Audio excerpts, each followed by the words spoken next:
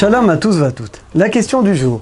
Peut-on faire le kiddush avec du vin blanc ou non, il faut impérativement utiliser du vin rouge.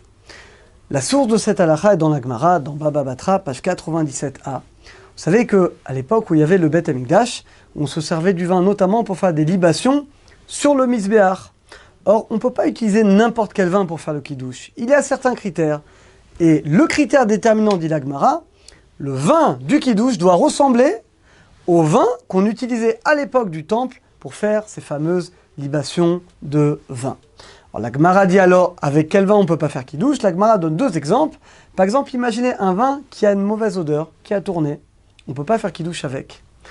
Deuxième exemple, dit la Gemara, il y a une mégoulée, un vin qui est resté découvert. Imaginez, vous avez oublié de refermer la bouteille pendant plusieurs heures. Alors là, également, ce vin-là, finalement, il a perdu son goût, il a perdu sa saveur. Et on ne peut plus faire, finalement, le kiddush avec, puisque ce vin, finalement, il a baissé de niveau. La question, est-ce que le vin blanc, est-ce qu'on pouvait faire des libations avec à l'époque, ou non? Alors, il y a une controverse dans les Rishonim, dans les maîtres du Moyen-Âge. Le Ramban Nachmanide, lui, pense que on ne peut absolument pas faire le kiddush sur du vin blanc. Il amène comme preuve une Gemara dans le Yerushalmi. La Gemara dit que mitzvah latzet beyain adom. La Gemara dit qu'il y a mitzvah de faire le kiddush avec du vin rouge. Le vrai vin, c'est du vin rouge. Donc si jamais tu prends du vin blanc, d'après le Ramban, eh bien non seulement on ne pouvait pas faire les libations à l'époque avec du vin blanc, ce n'est pas appelé réellement un vrai vin dans tout le sens du terme, et donc d'après le Ramban, on ne peut pas faire kiddush sur du vin blanc, et même a posteriori, on ne s'acquitterait pas de son obligation. Néanmoins, la majorité des décisionnaires, le Rashbat, c'est beaucoup de grands, disent non.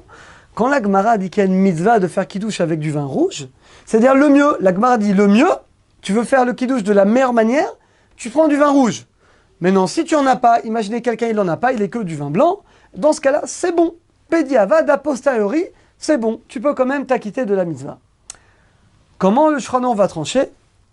Alors le Shranon va trancher clairement que on a le droit de faire kiddush avec le vin blanc, mais après le Shranon va ramener l'avis du Ramban, que le Ramban il pense que même Bédiavad on n'est pas quitte. Mais dit le Shranon, le minag, l'habitude, et on peut quand même s'acquitter. C'est-à-dire concrètement, c'est sûr que l'idéal a priori, on doit faire avec du vin rouge, mais imagine tu n'as pas de vin rouge, dans ce cas-là, Bédiavad, tu peux quand même faire le kiddush sur du vin blanc. Alors une autre solution également pour ceux qui n'aiment pas du tout le vin rouge, c'est de mélanger. Est-ce qu'on a le droit? Vous mettez par exemple, vous mettez du vin blanc et vous mettez un petit peu de vin rouge pour donner comme ça la couleur rouge. Alors là également, il y a une controverse. Est-ce qu'on a le droit de colorer durant Shabbat? Vous savez que un des 39 travaux interdits Shabbat, sauvéa, colorer, on ne peut pas colorer. Imaginez quelqu'un qui fabrique de la peinture par exemple pendant Shabbat, c'est un interdit de la Torah. Néanmoins, dit le Shulchan Aruch à deux endroits différents dans le Siman Shin Kaf que en tzvia be'ochalim, il n'y a pas d'interdit de colorer les aliments. Heureusement, parce que mesdames, vous mettez souvent des épices, vous allez mettre des épices dans vos plats. Souvent, l'épice, eh bien, elle va changer la couleur du plat. Et souvent d'ailleurs, un des buts de l'épice, c'est de donner du goût, mais c'est également de donner une meilleure apparence au plat. Dit le Shulchan, on a le droit. Donc on a le droit d'épicer les plats, même si l'épice va changer la couleur du plat. Alors certains avis disent que le Shulchan a permis uniquement dans les plats. Mais dans les liquides, on n'aurait pas le droit. C'est notamment l'avis très strict du Ben Ishraï. Néanmoins, la grande majorité des décisionnaires disent qu'il n'y a pas de différence. Quand le Shulchan il a permis de colorer les aliments, eh bien, c'est évident que d'après Shulchan, on peut colorer également les liquides. Et le Rama le dit clairement dans Darkei Moshe, le Rav Yosef, Rabbi Shalom Essas, le Rav Osner. L'immense majorité des sonnaires nous disent que, en réalité, il n'y a pas d'interdit.